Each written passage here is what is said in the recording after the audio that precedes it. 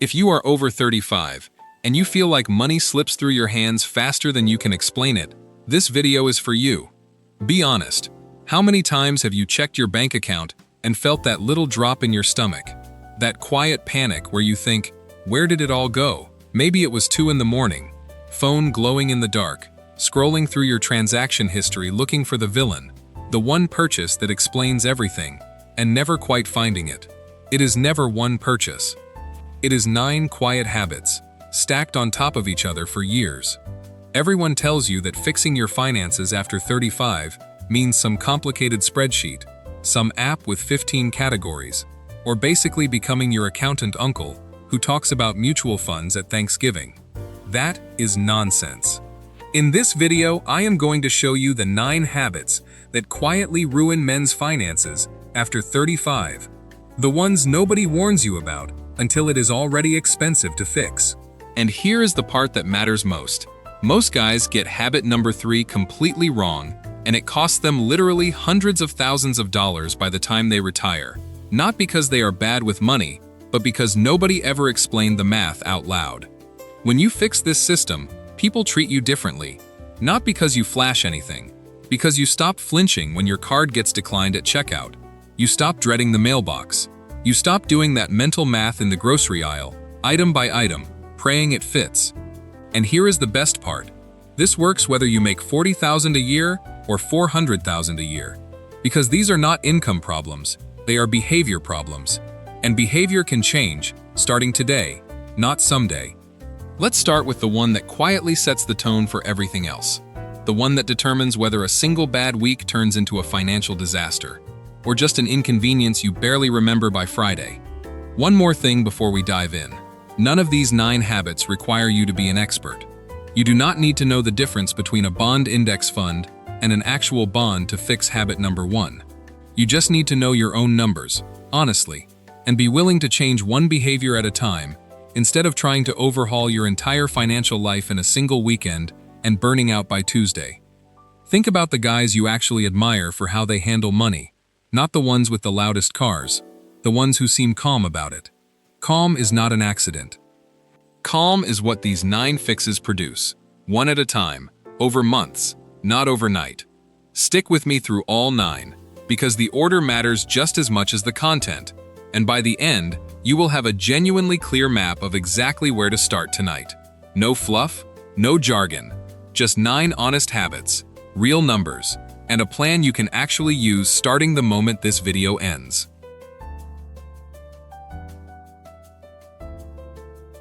This is where most guys show whether they actually planned ahead or whether they are one car repair away from a crisis. If you only build one thing this year, build 3 months of essential expenses sitting in a separate account you do not touch. That covers rent or mortgage, groceries, insurance, and minimum debt payments, nothing else. Not vacations, not upgrades. Here is the hierarchy. First, 1 month of expenses, just to break the cycle of living paycheck to paycheck. Then 3 months, your real safety net. Then, if you can, 6 months, your fortress, the number that lets you sleep through a layoff without your chest tightening every morning. Let me tell you about David, 41, from Ohio. He had a decent job, a nice car, a mortgage he could afford, and $0 set aside for emergencies. Because on paper, every month looked fine. Then his transmission died, $2,800, right when his daughter needed braces. Another $3,200, 2 bills, same month, 0 cushion. He put both on credit cards at 22% interest, and it took him almost 2 years to dig out, paying far more than $5,000 in the end, once the interest was added up. Here is the quiet truth nobody says out loud. An emergency fund is not about being pessimistic. It is about buying yourself options when life does what life does, because life will do what life does. That part is not optional. Without one, every unexpected expense becomes a loan you did not choose to take, at an interest rate you did not negotiate. With one, it becomes an inconvenience you shrug off, write a check, and move on with your week. Quick tip: automate a transfer of even $50 a week into a separate high-yield savings account the day you get paid, before you see the money sitting in your checking account. Out of sight, out of temptation. Name the account something specific too. Not just savings. Call it emergency fund or sleep better at night, because a name changes how your brain treats the money. That single habit alone prevents most of the financial spirals we are about to talk about, because a lot of the other 8 habits only become disasters when there is no cushion underneath them to absorb the first shock. Myth versus reality for a second. The myth is that an emergency fund needs to be huge before it counts for anything, so a lot of guys never even start because $5,000 feels impossibly far away. The reality is that even $500 sitting untouched changes your entire relationship with a surprise bill, because it turns a $500 emergency from a crisis into a Tuesday. Build the small number first, feel the relief of using it correctly once, and then keep going from there. David, the guy from Ohio we just talked about, told me later that the worst part was not even the interest he ended up paying. It was the 2 years of low-grade dread every time an unexpected bill showed up in the mailbox, wondering if this would be the one that finally broke the budget completely. Once he built even a 1-month cushion, that specific fear disappeared almost immediately, long before the fund was anywhere close to finished growing. Here is something that might surprise you. Credit card interest is not just annoying, it is a wealth-destroying machine working against you every single day, compounding in the wrong direction, silently, while you sleep. Most guys worry about growing their investments and completely ignore the debt that is shrinking their net worth twice as fast in the opposite direction. Huge mistake. Let me tell you about Marcus, 44, from Atlanta. He carried an average balance of $8,000 across 2 cards at 24% interest for years, telling himself it was under control because he always made the minimum payment on time, every time, like clockwork. He was paying almost $200 a month in interest alone, money that vanished into thin air with nothing to show for it. No purchase, no memory, just gone. We ran the numbers together, and it hit him hard. That was nearly $2,400 a year, every year, just to carry a balance, enough for a real vacation, or a serious dent in his emergency fund. Here is the rule of 2 that changes everything. 1. Pay more than the minimum, always, even if it is only $20 extra a month. 2. Pay the highest interest card first, not the one with the biggest balance. Some people prefer the snowball method for motivation, smallest balance first. And that is fine if it keeps you consistent and actually paying things off. But mathematically, attacking the highest interest rate first, the avalanche method, saves you the most money over time. Credit cards themselves are not the villain here, and I want to be clear about that. Carrying a balance is the villain. Paid off in full every month, a card is a convenience and even a rewards tool. Points for flights, cash back on groceries, real value. Carried month to month at 20% plus interest, it is quietly eating your future, one minimum payment at a time. If you are in it right now, here is a mini strategy that actually works. Call your card company and simply ask for a lower rate. It works more often than you think, especially if you have been a customer for years and paid on time. Consider a balance transfer to a 0% introductory card if your credit allows it, and use that grace period aggressively to pay down principal, not to relax and let the balance creep back up during the honeymoon period. Here is a myth worth killing right now. A lot of guys believe carrying a small balance actually helps their credit score, so they intentionally leave a little debt sitting there every month. That is simply not true. Your credit score responds to on-time payments and low utilization, not to paying interest on purpose. Paying your statement balance in full every single month, when you can, helps your score just as much, without giving away a single dollar in interest along the way. Marcus eventually knocked out both cards in just under 14 months once he stopped paying only the minimum and started throwing every spare dollar at the higher rate card first. He told me the strangest part was how normal it felt within a few months. The anxiety around his mailbox and his monthly statement simply faded, replaced by something closer to indifference, which for money is actually a wonderful feeling to have.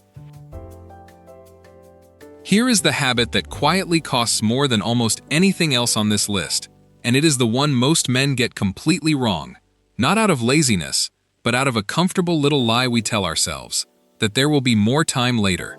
There will not be as much time as you think, and the math is brutal about it, almost cruel. Compound growth rewards years spent in the market. Not perfect timing, not the smartest pick, just years, quietly stacking on top of each other. Let's talk about two guys, both hypothetical, both starting from zero. Same income, same discipline. Investor A starts at 30, puts in $300 a month, and stops entirely at 40, letting it sit untouched for the next 25 years, never adding another dollar. Investor B waits until 40 to start, feeling behind but motivated, and puts in that same $300 a month all the way to retirement at 65. Assuming a reasonable average return, Investor A, who only contributed for 10 total years, ends up with more money at 65 than Investor B, who contributed for 25 years straight. Read that again. That is not a typo, and it is not a trick. That is the power of compound interest, working with time instead of against it. If you are 35 or older right now, here is the honest news. No sugarcoating. You are not too late, but you are not early either. And every single year you wait is a year of growth you can never get back later. Not with extra contributions, not with a lucky stock pick, not with anything. Here is the rule of one. If your employer offers any kind of retirement match, contribute at least enough to capture the full match. Every dollar of it. That is free money sitting on the table, and turning it down is functionally identical to refusing a raise you already earned. Beyond that, aim to gradually increase your contribution rate by 1% every single year until you hit at least 15% of your income going toward retirement. You will barely notice the difference in your take-home paycheck. A few dollars a week, but your future self, the one deciding whether to retire at 62 or grind until 70, will notice absolutely everything. And here is a second example that hits closer to home for a lot of guys watching this. Two brothers, same family, same starting salary. One starts investing at 35 with a modest amount and never stops treating it like a bill that must be paid every month. No excuses. The other keeps saying, next year, next bonus, once the mortgage is paid down a bit more, and finally starts at 45 instead, 10 years later. Even contributing more per month to try and catch up, the second brother statistically ends up with meaningfully less at retirement, because he is missing an entire decade of compounding that no amount of extra monthly contribution later can fully replace. If you are sitting there right now thinking that ship has already sailed for you personally, take a breath. The point of this section is not to make you feel behind, it is to make sure you do not lose another single year to the same story. 35 is not too late. 45 is not too late. The only genuinely wrong move is waiting until 55 and telling yourself the same thing you have been telling yourself for the last 2 decades. Here is the sneaky one. The habit that feels like success, while it quietly keeps you broke at every single income level, from $40,000 a year all the way up to $400,000. Lifestyle creep is when your spending rises at the exact same pace as your raises, so you never actually get ahead.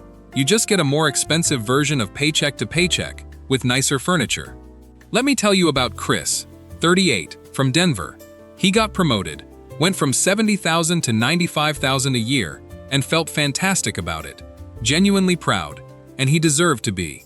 New car payment, nicer apartment 2 towns over, more dinners out on weeknights, not just weekends.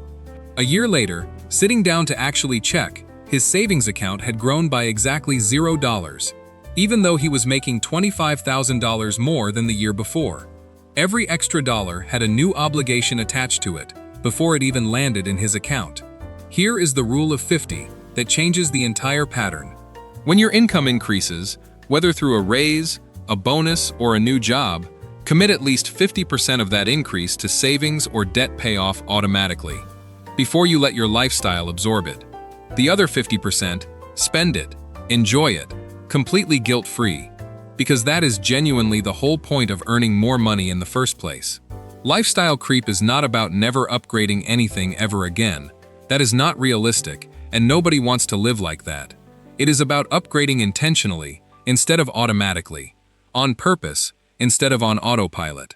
A nicer car is perfectly fine if you actually decided on it, sat down, thought it through. A nicer car because everyone in the office has one and you quietly feel behind.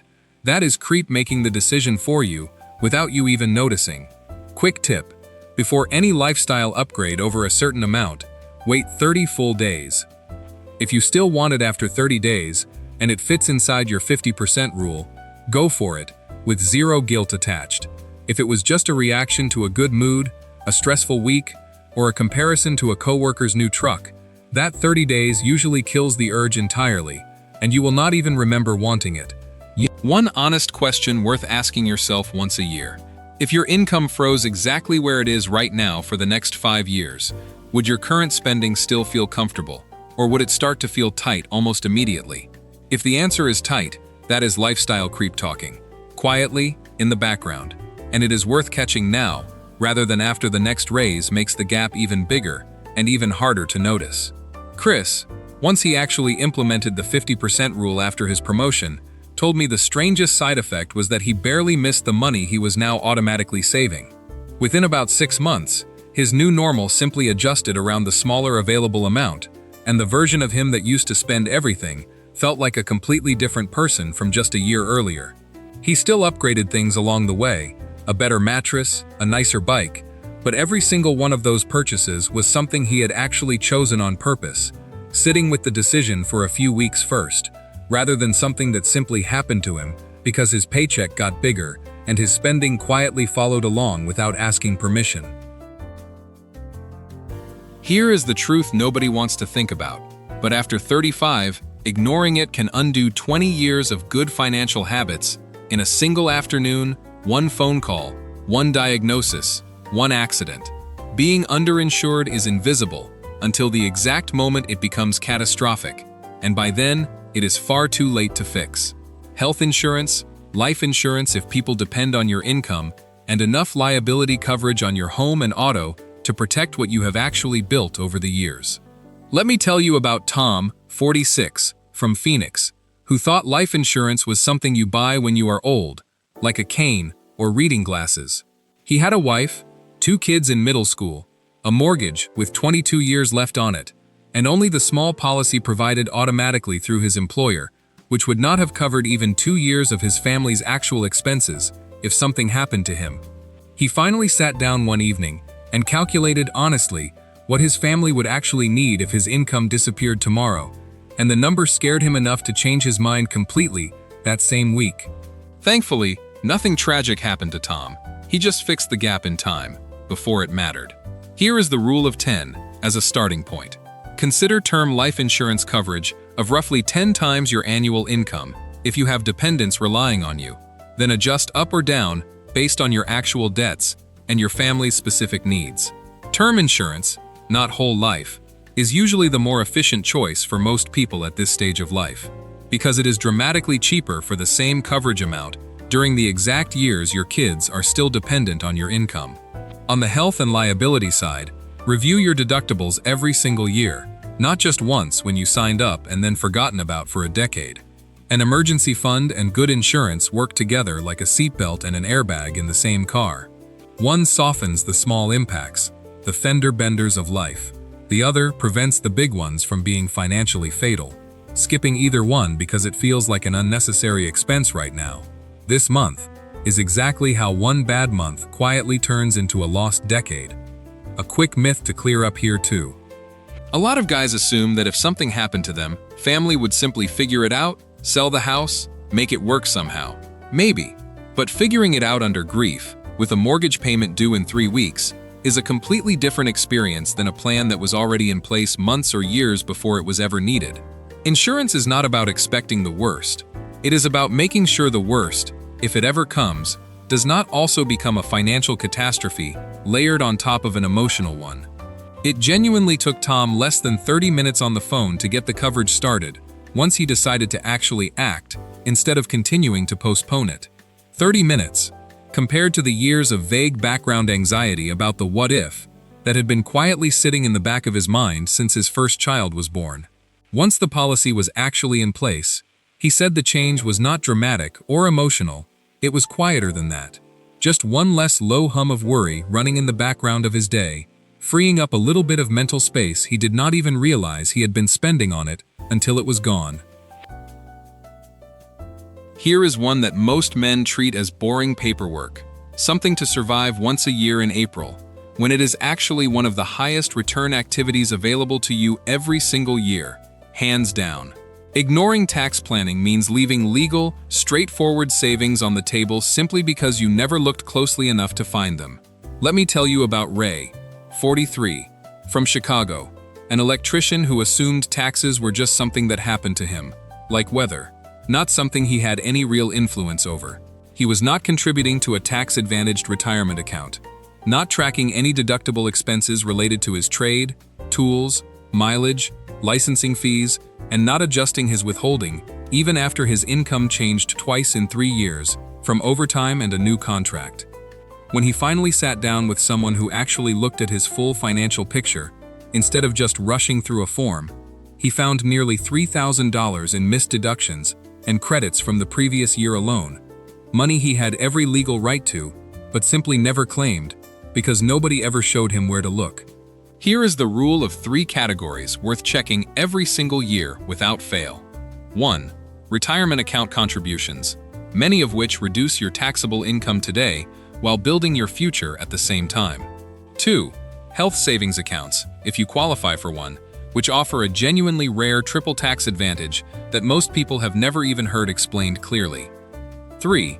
Work-related or side income deductions, which get missed constantly by regular employees who wrongly assume deductions are only available to business owners with an accountant on retainer. This is not about aggressive loopholes or anything shady or gray area. It is about using the exact same rules that are equally available to everyone, but only actually benefit the people who take the time to apply them. Quick tip: review your paycheck withholding whenever your income or family situation changes in any meaningful way, because either overpaying all year and waiting for a refund check, or underpaying and facing a surprise bill in April, both come from the exact same root cause: never checking the numbers in the middle of the year instead of only at the very end when it is too late to adjust. Here is a small but telling detail from Ray's situation. He had genuinely assumed, for years, that tax planning was only relevant for people who owned a business or had a complicated investment portfolio. The truth is that most of the easy wins available to a regular employee take less than an hour a year to check for, once you know where to look, and that single hour consistently pays better per minute than almost anything else on this entire list. Ray now blocks out time every February specifically for this, treats it like a recurring appointment he cannot cancel, the same way he would treat a truck inspection or a dentist visit.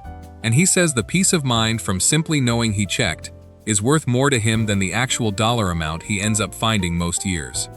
It is a small ritual, less than the time it takes to watch a football game, and yet it consistently outperforms almost every other single action on this entire list in terms of return for the actual time invested. Here is where emotion quietly destroys more portfolios than bad luck ever does. And it happens to smart, disciplined guys all the time, not just reckless ones. Investing without a strategy means chasing whatever is hot right now, panic selling whenever the market dips even a little, and ending up with a pile of unrelated bets instead of an actual coherent plan. Let me tell you about Kevin, 39, from Seattle, who put a large chunk of his savings into a single trending stock because 3 different coworkers would not stop talking about it during lunch, week after week, until the fear of missing out won.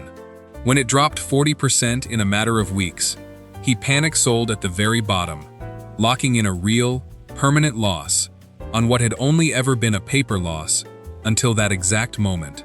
6 months later, that same stock had fully recovered, and then some. Kevin had not lost because the market failed him. He lost because he had no plan for what to actually do when things got uncomfortable. So fear made the decision for him instead. Here is the rule of one clear plan. Decide your asset allocation, meaning your mix of stocks, bonds, and cash, based on your actual timeline and your honest comfort with risk. Write it down somewhere you will actually see it again, and rebalance back to that target, maybe once or twice a year, not once or twice a day out of anxiety. Diversification is not exciting, and that is exactly the point of it. A boring, well-diversified portfolio that you actually stick with through rough months will outperform an exciting, concentrated bet that scares you into selling at the worst possible moment, almost every single time, over a long enough horizon. Quick tip: if checking your portfolio daily is making you anxious or tempted to make emotional trades on a whim, that is a clear sign to check it less often, not more, and to lean on simple, broad, low-cost investments, instead of trying to outsmart the entire market with your gut feeling on a Tuesday afternoon. Here is the honest myth to retire for good. The myth is that successful investing requires picking winners, spotting the next big thing before anyone else does.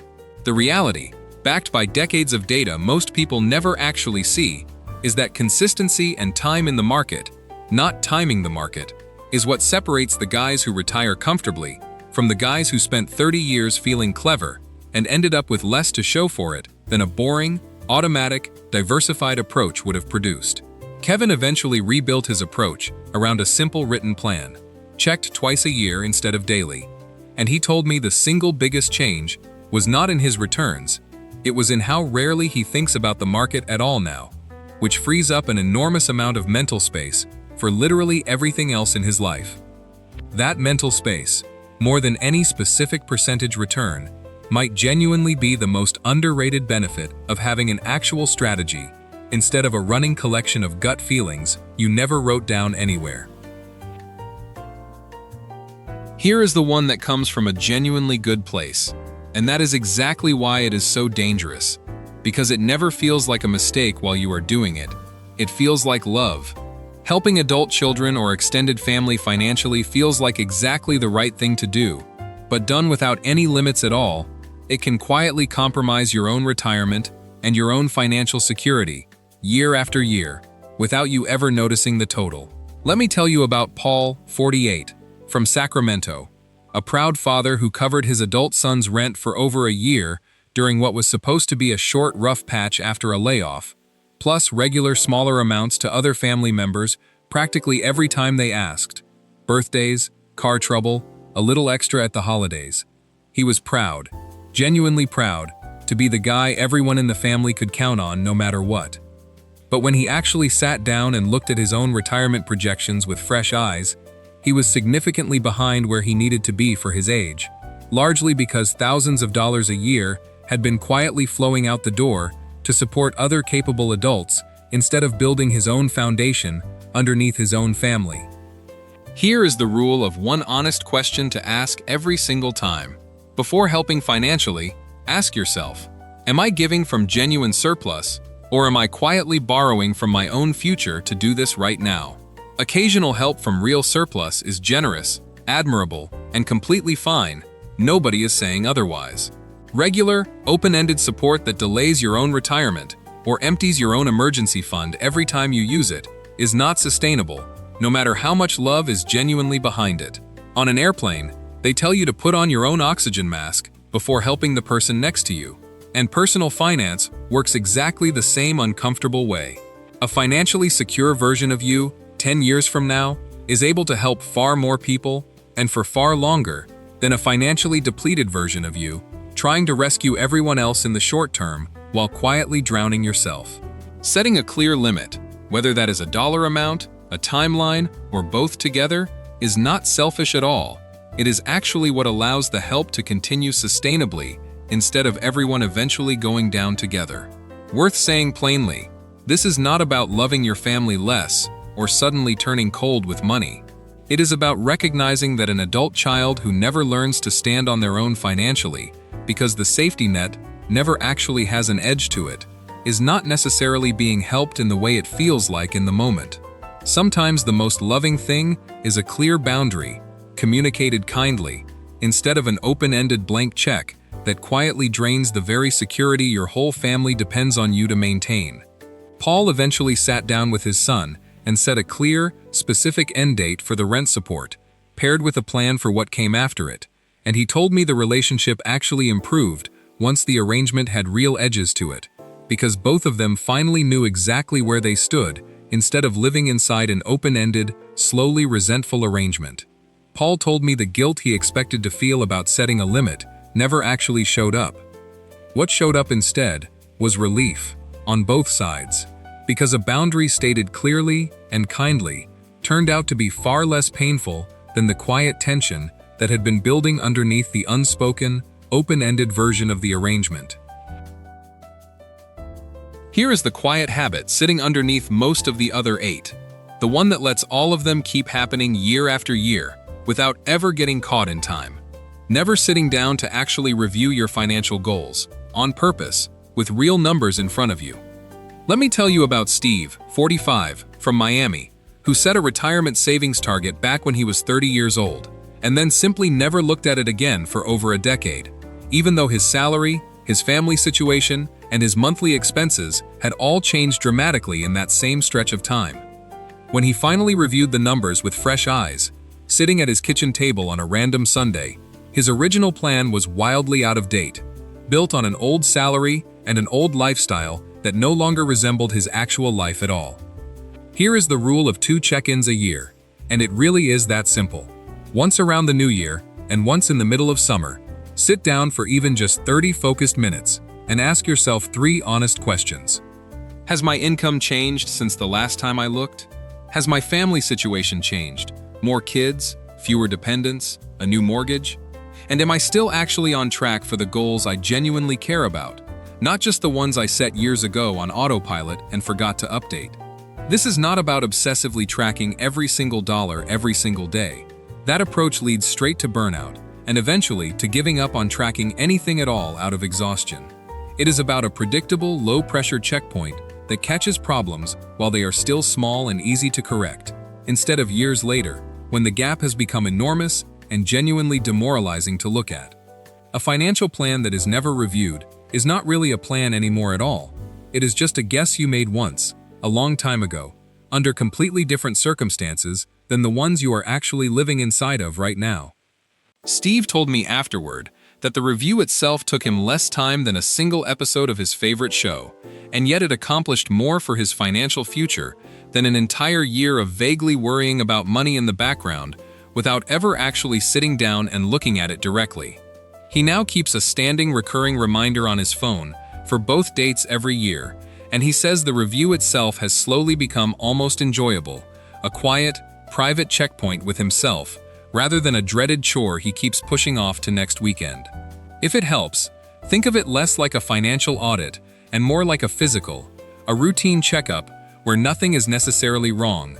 You are simply confirming that things are still on track and catching anything small before it has the chance to grow into something bigger and harder to fix. That reframe alone, from audit to checkup, is often enough to get a guy who has been avoiding this for years to finally sit down and actually do it. So here is how all of this actually fits together, and this might genuinely surprise you. You do not fix 9 habits at once. Nobody does. And trying to is exactly how people burn out and give up somewhere around week 2. Here is how these pieces work together in real life, broken down into a simple, honest order. Step 1. The weekend audit.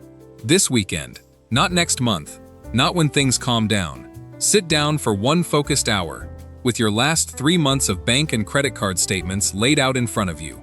Do not judge yourself yet. Just get the real numbers on the table, in the light, where you can actually see them. Most guys are genuinely shocked by at least one category, usually food delivery apps or a stack of small subscriptions nobody even remembers signing up for 2 years ago. Step 2. Pick your single weakest link. Look back honestly at the 9 habits we just walked through, and admit which one is actually hurting you the most right now, today. Not which one sounds the most impressive to fix at a dinner party. If you have 0 emergency fund, that is your starting point. Full stop. Before you even think about touching investments or tax strategy. If your emergency fund is solid, but you are drowning in credit card interest every month, that one is yours to fix first instead. Step 3. Automate before you ever rely on willpower alone. Every single fix on this list works dramatically better when it happens automatically. The same day your paycheck lands, before the money even has a chance to sit in your checking account, tempting you with an impulse buy. Automatic transfers into savings. Automatic increases to your retirement contribution percentage. Automatic extra payments aimed straight at your highest interest debt. Willpower is unreliable at 10 at night, after a long, exhausting day. Automation never gets tired, never has a bad mood, never negotiates with itself. Step 4. Build in real accountability. Whether that is a partner who actually sees the same numbers you do, a friend tackling this alongside you, or simply a recurring calendar reminder for your twice-yearly financial review. Accountability is what turns a good intention on a random Tuesday into an actual lasting habit 6 months down the road. Step 5. Expect setbacks without ever abandoning the whole system over one bad month. You will have a month where the emergency fund gets tapped for something real, or a bonus that quietly funds a lifestyle upgrade instead of savings like it was supposed to. That does not mean the system failed you. It means you are human, and humans have uneven months. Get back to the plan on the very next paycheck. Not next year, not after the holidays, the next paycheck. Real financial security after 35 is never built from one dramatic decision made on a random Tuesday. It is built from a handful of boring, repeated choices, made automatically, reviewed honestly twice a year, and adjusted as life actually changes around you in real time. The men who get this right are not smarter or luckier than everyone else. They simply stopped treating their finances as something to think about only when a crisis hits, and started treating it as a system, exactly the same disciplined way you would treat your health or your career. One last practical note before we wrap up this section.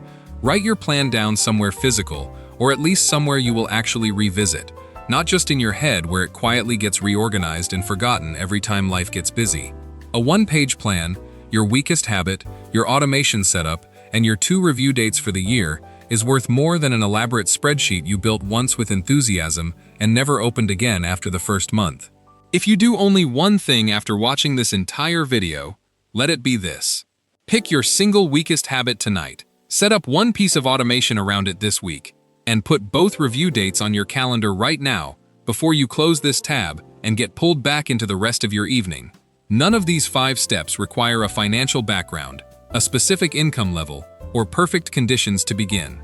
They require a decision, made once, tonight, and then quietly repeated every payday after that, until it stops feeling like a decision at all, and simply becomes who you are with money. 9 habits. 1 system. Focus on behavior, not income, because behavior is the one thing you actually control every single day, no matter what your paycheck looks like. Each fix strengthens the others. An emergency fund makes your insurance less urgent to ever actually use. Paying off credit card debt frees up real money for retirement contributions. And reviewing your goals twice a year catches lifestyle creep early, before it quietly becomes permanent and invisible.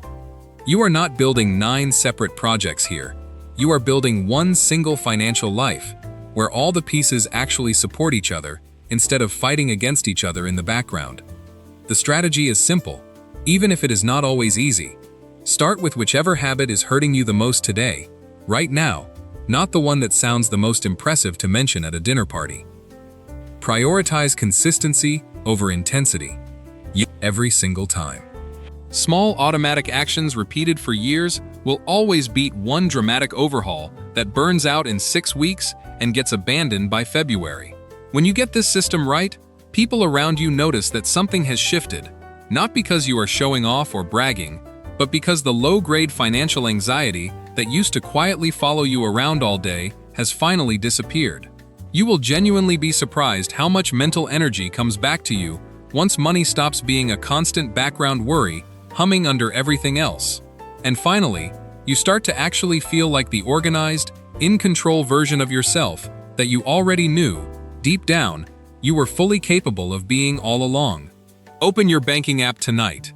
Not next week. Not after this weekend. Tonight. Figure out honestly which one of these 9 habits is your weakest link right now, and start fixing that one first, today. Leave a comment down below telling me exactly which habit you are starting with.